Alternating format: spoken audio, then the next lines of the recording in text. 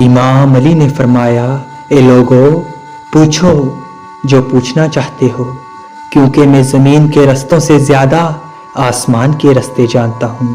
تو ایک شخص نے سوال کیا، یا علی، شب قدر انسان کے لیے ضروری کیوں ہے؟ بس یہ کہنا تھا۔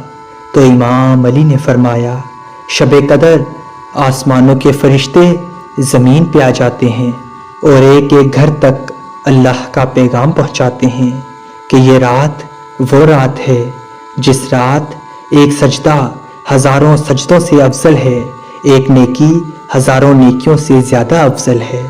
اس رات مانگی ہوئی دعا اللہ کبھی رد نہیں کرتا۔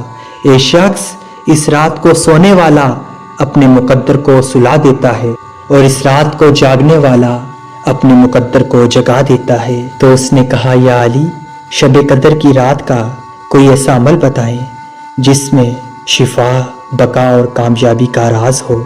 تو امام علی نے فرمایا، اے شخص، اگر کوئی انسان شب قدر کی رات فجر کی نماز سے پہلے پانی پہ سورہ قدر 72 مرتبہ پڑھے اور وہ پانی پی کر اللہ سے یہ دعا مانگے، اے میرے اللہ، جس گناہوں کی وجہ سے میری دعائیں پوری نہیں ہوتی، اے میرے اللہ، میرے وہ گناہ معاف کر، اس وقت وہ ویسا ہو جائے گا جیسا وہ ابھی ابھی ماں کے پیٹ سے پیدا ہوا ہے۔